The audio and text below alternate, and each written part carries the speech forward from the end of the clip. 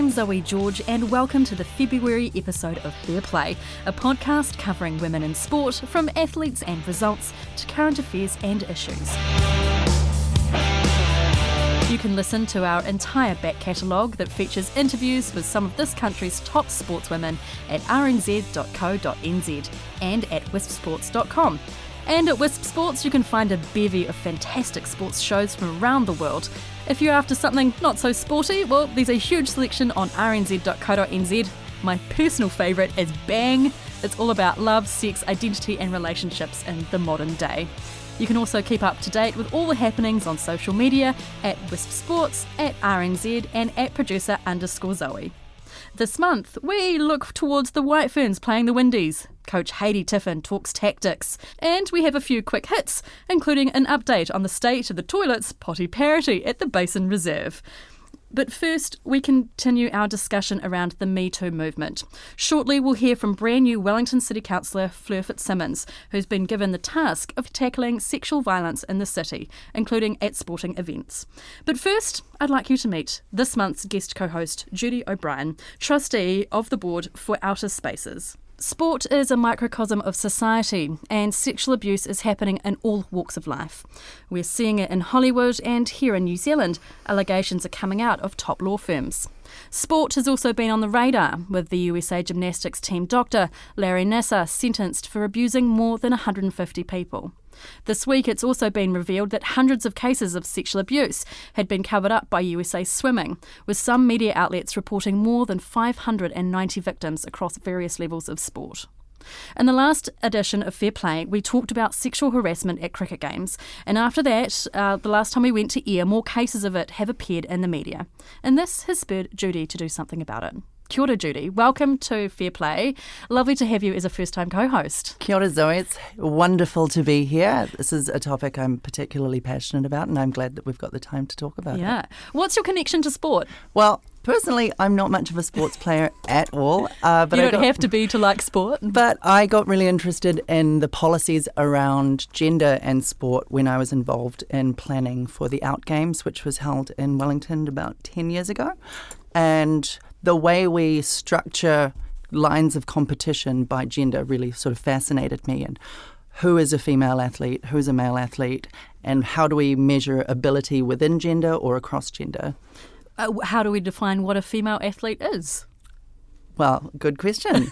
A lot of people will give you completely different answers. Currently, there are various international sporting bodies that say that a woman is somebody who identifies as a woman and has undergone some kind of significant medical intervention to change the biology of their body. So if your testosterone level is below a certain level, then you can be classified as a woman. If you are adding testosterone to your body, it can't be too high for you to be a man. So it gets a bit hazy in there when you start to introduce the requirement for surgical intervention. Sometimes some groups would prefer that people make surgical interventions to their body to adhere to what a female athlete should look like. But luckily the International Olympic Committee see that as kind of an infringement of people's rights. And because they've only just in the last 20 odd, not even 20 years, is that right, that they've stopped gender testing in quote marks? Absolutely. So they started gender testing in the 60s, and that involved literally parading naked women along a panel of judges who inspected them for any kind of sex or gender discrepancy. Are you serious? Totally serious. They gradually changed the system of verification. But it wasn't completely done away with until 1999. Did that happen in New Zealand? If you were competing, you went through some kind of verification. The level of intrusiveness of that verification decreased over time, and then sometimes it was only brought up if your gender was questioned. But even in the past decade, you still have genetic testing of people who might fall into the category of an intersex condition. We had Caster Semenya. Yes. And there have been various other personalities who were sort of thrown into the spotlight, not even knowing that their own biology disqualified them from competition or not. Laurel Hubbard has been talked about a lot. Love Laurel. Our first transgendered athlete. Yeah. What does that mean for the community? I think it means that New Zealand is stepping forward and acknowledging that gender variations do exist in our society and can be celebrated, and we can support our transgender sports people. For a long time, transgender participation in sports has been something just that was completely swept under the rug or not discussed because, we're a pretty macho kind of country sometimes, but we also have a very fierce feminist history as well. And sometimes both of those lines of culture can exclude certain people. So to acknowledge that Laurel is a woman and is competing as a woman and that her biology matches that of a woman it's pretty spectacular. Our co-host today is Judy O'Brien. So tell me about Out of Spaces. It's about the queer community, right? Yeah, so Out of Spaces is an umbrella organisation that supports 4 different queer support initiatives. So we have Schools Out, which is a peer support group for sexual and gender diverse young people. It's facilitated by other young people who are attending schools, and it's basically a way for young queer or questioning people to connect with each other across schools, as opposed to within schools where they have queer straight alliances. So Schools Out is out of school. Yeah. Then we've got Transform, which is a peer support group for gender questioning and gender diverse young people. So specifically for people who are thinking that maybe they don't fall into the binary of male or female, or that they do define themselves within that binary, just not the way they were born or assigned at birth. And that's a really fun one because we're getting significantly larger numbers of people turning up to our Transform meetings and identifying as non-binary. Like, they're just smashing that binary right down, which again brings us back to the division of sport. And then we have the Wellington Binder Exchange, which provides transition-related clothing and undergarments to young people who don't necessarily have access to them. And then our final sort of initiative is Naming New Zealand, which gives grants or subsidies to people who wish to change their identity documents. Wow. Quite a big job. Yeah. Huge. What's the queer representation like in sport? Well, What a question. I'm sorry. I mean, what is it like? So most of New Zealand's major sporting bodies got together last year and made a commitment to end discrimination on the basis of sexuality and ethnicity. And there was a lot of research done that sort of looked at gender and sexually diverse people's experiences in sport. Recently, there has been a big move to establish sort of exclusively queer sports clubs. So men who had wanted to play rugby for a long time but just didn't want to play with the boys who might be mean to them started getting more involved in sports. So we have like the Heroes Rugby Club, but we don't want it to be segregated, right? We want everyone to feel comfortable competing, and we don't want to stereotype female sports people as lesbians. So what is queer representation in sport? It's hard to say because not everybody needs to come out to play sport. They just need to get out and play sport. Just get out and play sport. Just get out and play sport. And I think that's really important because play is one of the most important aspects of being a person. And in New Zealand, we're like a recreational sort of community. Mecca, yeah. You've got to be able to get in there. And if you're scared that you're going to be discriminated against, you're not going to have as much fun playing. So I think it's great that we've made a commitment to ensuring that end of discrimination. I'd just like to actually see it happen. Well, talking about discrimination and harassment, newly sworn in Wellington City Councillor Fleur Fitzsimons has been given the task of tackling sexual violence in Wellington. Sports grounds, facilities and events fall under her portfolio of city safety. But why is something like this needed, and does she think she can end sexual harassment in Wellington? Kia ora, Fleur. Welcome and congratulations. Thank you. Why is it important for local government to be driving this type of initiative? Well, I think the Me Too movement has shown the true scale of the culture that is delivering sexual violence throughout our community.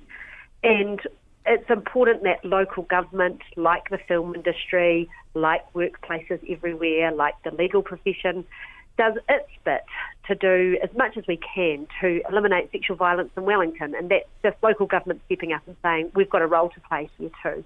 What have you seen? We've been talking about sexual harassment in a sports environment, and it's happening both on and off the sports field. What have you witnessed, Fleur? Well, that's right. I think it is endemic, and I think you do see a lot of it in sport. Just about a month ago, there was a Wellington woman who went to the Basin Reserve to watch the Pakistani one-day international against New Zealand. During that game, she was physically assaulted and harassed, and, cricket officials are responding to this. They are looking into it. They are concerned about it. They've admitted they've got a problem. But what we're not seeing is active steps being taken to prevent this happening in the first place. And that's what I want to really focus on, is that quite difficult cultural change to shift attitudes, to just make it completely unacceptable that sexual harassment ever occurs. You've just said that New Zealand cricket admits that they've got a problem, which is great that they've admitted that. But how do we go about changing the culture, and where has the culture come from to start with? Yeah, and that's a really big question. And I think we do need to take a lot of steps in a lot of different places. So we know that half of sexual assaults involve alcohol, and that alcohol is the most commonly used drug to facilitate sexual violence. So obviously that is never an excuse, and too often alcohol is used as an excuse by perpetrators. But what we do need to do is look at places where alcohol is consumed and make sure that they take responsibility to promote positive behaviour and play their part in eliminating sexual violence. And it's the hospitality industry, that also includes sport, but it also includes law firms and all of us, really. We're talking with Wellington City Councillor Fleur Fitzsimons, who has been given a new portfolio, City Safety, in hopes of ending sexual harassment in Wellington. Is this the first time something like this has been done at a local government level? Yeah, there has been a number of campaigns around safety by local government throughout New Zealand, but I think being tasked with the specific goal of eliminating sexual harassment and sexual violence in a city is new, and it's obviously really important. And I do think it's achievable, and mainly because it has to happen. It has to change. What's your timeline for this?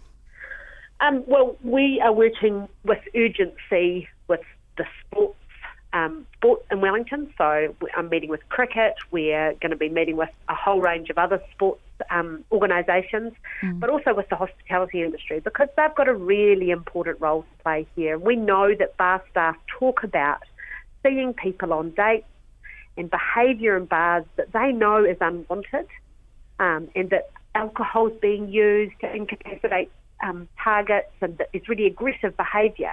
And we know that bar staff want better tools to know how to handle that. So really my message to sports organisations and to the hospitality industry is that there's really no excuses. You need to be changing the culture now, and you need to be working with sexual violence agencies, with the police, with local government, with central government, with agencies who know how to tackle this ingrained endemic cultural problem, and take responsibility now for doing your bit. Fleur, it's been a pleasure chatting with you. We really look forward to seeing how you get on with this, because it is a big issue. We should be safe in our sporting environments, no matter what that sporting environment is. Yeah, that's right. I play sport. I love it. Yeah. And everybody should be able to play sport and watch sport safely. It's such an important part of our culture, but we just need to make a few improvements so that happens. Sticking with cricket, the White Ferns squad has been named to take on the Windies on our home turf. The tour opens on March 4th at the stunning Burt Sutcliffe Oval in Lincoln, one of my favourite grounds, behind the Basin Reserve, just out of Christchurch, before heading to Hagley Oval in the Garden City for 2 one-day games. Then they head up north to play 4 T20 matches. 2 of the games will be televised and the others will be live streamed by New Zealand Cricket, so there's no excuse to miss these games. games, and I've put it to Sky, the broadcaster of the games, who will be the commentators. I've asked who the commentators will be for the games, whether it's going to be a mixture of men and women, or just women, or just men, because at the moment we've had women commentating men's cricket. Great. So I know, right? Yeah, and we interviewed Maya Lewis last time, Judy, and she's been commentating the men's cricket, so it's been fantastic. It's way more fun to listen to a woman sometimes. I completely agree. We're joined by Coach Haidee Tiffen. She's on the line. Kia ora, Haidee. How are you? Hi, I'm great. Thanks. So the domestic T20 season's finished up. The Blaze won that one. Looking kind of strong. How does that sit for us heading into the competition against the Windies? Really good. You know, we had it was the first time we had our T20 festival, so an extra 5 games for the domestic players, and it really was an important part of our selection for the T20 team in particular, to have all 6 teams down at Lincoln and to be able to have lots of eyes on upcoming players and have good discussions around the selection and see who's really sticking their hand up. So it was great. It was a good introduction into our domestic game and again increasing those game opportunities leading into this West Indies series, which is going to be a cracker of a series. Yeah. You've got a new lineup. Who are some of the new names that we should be keeping an eye out for? Yeah, we've got a couple of youngsters and we've got Lauren Down in the one-day team, along with a recall for Kate Ibrahim. She was Kate Broadmoor, so married now. And we have Natalie Dodge recalled into the T20s with Kate Heffernan and Hayley Jensen as well for the T20 team. So an exciting 2 teams we feel. We've got some great players like Susie Bates and Sophie and Amy Satterthwaite with the experience, but then, you know, just a bit of an injection of some youth as well into our international games here back in New Zealand. What are you expecting from the Windies? They're the T20 World Champions. They are a team that can be very devastating. They've got some world-class players that can just take your game away from you. So, you know, they're really athletic. They've got players that can find the fence quite easily, and we know that they're going to pose different challenges to our previous tour of Pakistan and Dubai, again, home conditions, but also just a different team. So, yeah, we're really looking forward to playing them to see, again, where we're stacking up and how our game plan's tracking. But it's going to be a very exciting series. What's the realistic expectations for the team? Oh, look, we're out to win both series, no doubt about it. Get it, girl. But is that realistic, though? Is that realistic when you were playing one of the best teams in the world in T20? We believe in the team that we've got. We know we've got some world-class players in amongst our own team, and you know, whilst we had a disappointing ODI World Cup, we hand on heart absolutely believe that we were capable of winning that. And look, that's not going to. It was disappointing, and we underperformed. We certainly put a hand up around that, but this upcoming series, absolutely, we're there to make sure that we bring 2 silverware trophies home and put them in the New Zealand cricket offices. Haidee, we've just been having a discussion about the behaviour of spectators at men's cricket games. Do you have any observations to make on the behaviour of spectators at women's cricket games? From my experience of both playing and obviously coaching the White Ferns in recent years, is that the spectators at the women's games are so engaged in the cricket. You know, they're there to actually watch. I'm not certainly saying that men's games are not, but certainly it's probably a bit more of a family, low-key feel in a women's game, but certainly really celebrating and seeing it as an entertaining form of cricket as well. So, yeah, I've certainly not experienced any bad behaviour at a women's match. Cricket's the winner at the end of the day? Absolutely. Yeah. That's what we all think too. Haidee Tiffen, been a pleasure, and we wish you all the best of luck. We're going to be watching and tuning in, and hopefully we can get to some games down in Christchurch and also up in the North Island, Tauranga, Hamilton and Pukakura Park, I think, as well. Beautiful. Yes. Beautiful ground. Thank you very much. On to our quick hits. There's 2 today. Update the toilets at the Basin Reserve, Potty Parity. Have you heard of this, Judy? I love the whole concept of potty parity. It excites me. It satisfies me. It's something we need and it's long overdue. Absolutely. Well, what's your take on this? So at the moment, there are far more men's toilets than women's. There's only one disabled toilet at the Basin Reserve. There's only one family room at the Basin Reserve, and they're all disgusting. Well, I mean, how old is the Basin Reserve? It's quite old. It's quite old, right? And who went to the sporting games most when they built that? Men. So from a functional perspective, I can understand how it would have been established that way. But things have changed quite significantly. Where are the gender-neutral toilets all around the place? Why can't we just have stalls in one section and then a trough of urinals somewhere else? Like, that would really cut down on traffic, wouldn't it? Absolutely. But family rooms, I mean, as we heard earlier, women's cricket is a family affair. We need a lot more spaces for baby changing and gender-neutral parenting spaces. Well, last time on Fair Play, we spoke about the long lines for women's toilets and female spectators using the men's loos, and we talked to the Basin Reserve and asked them about what they were doing regarding their facilities, because they're currently going redevelopment, and they said that consultation will get underway. Well, that process hasn't started yet, and it won't start for a wee while, according to Wellington Cricket, so we'll keep you posted on the progress. For consultation, what do they need to do? And is gender neutral the way to go? I don't think that it needs to be a huge portion. I do think that we need to stop thinking about toilets as dangerous places. Yes. But we know that about 40% of people going along to cricket games are women, which means that we need a whole lot more stalls. I really think that toilets should be divided by function. I mean, no one's going to be creeping into your stall if it's just stalls available. And maybe you could have a powder room down the end for people who just need a touch-up.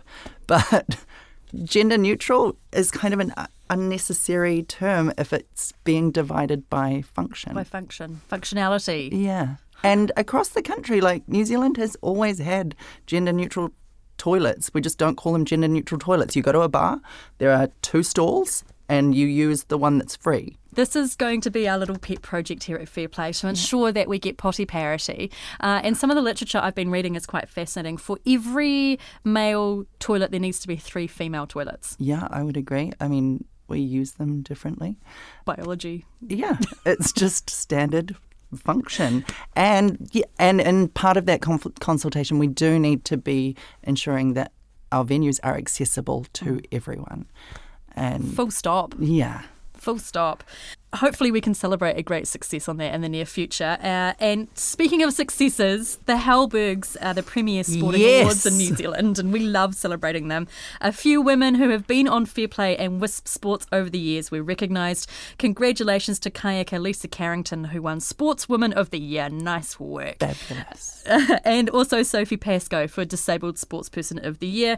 The Black Ferns were nominated as Team of the Year. They were also nominated for Sporting Moment of the Year for their Rugby World Cup win. Which was pretty amazing. That, for me, was probably one of the highlights of the year. Yeah. Last year, sporting-wise.